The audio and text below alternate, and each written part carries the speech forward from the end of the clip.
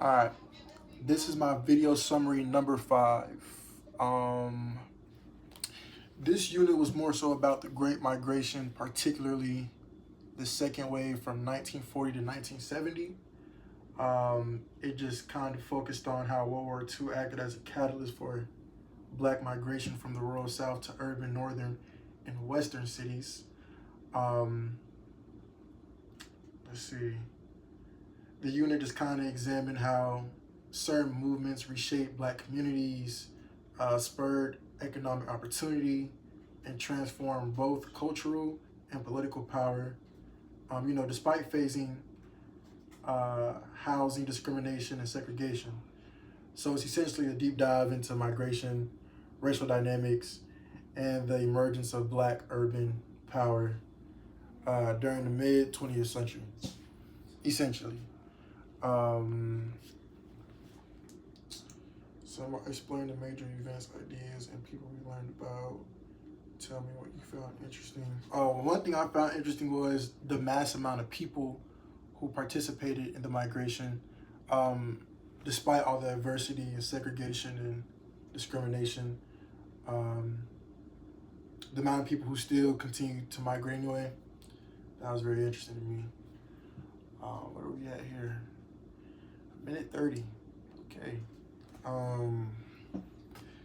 Then I believe the week where we canceled class Monday, I want to say that week was about the Cold War.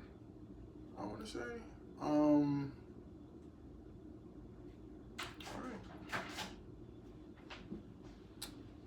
right. The Cold War also. Oh, and the Lavender Scare. We talked about the Cold War and the Lavender Scare. It was somewhere around the 1950s. It just looks at how the U.S. government labeled gay, or as we would say now, LGBTQ individuals as security risk, and they removed thousands of people, a part of those communities, from certain federal jobs. So it was very discriminatory. A lot of discriminatory things going on around that time. That unit also showed how discrimination, even though it was caused from, even though it caused harm, it still led to increased awareness and resistance within the LGBTQ community. It just kind of showed the beginning of activism, I guess you could say, for LGBTQ rights, and shows how people started organizing and speaking out against unfair treatment.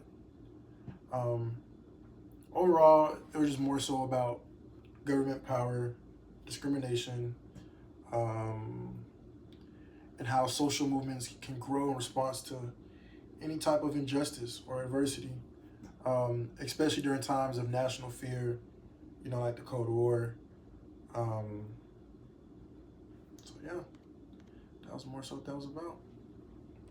And what I found interesting about that unit was, once again, all the people still willing to prevail, even though they were facing, such adversity. So that's very interesting. Thank you.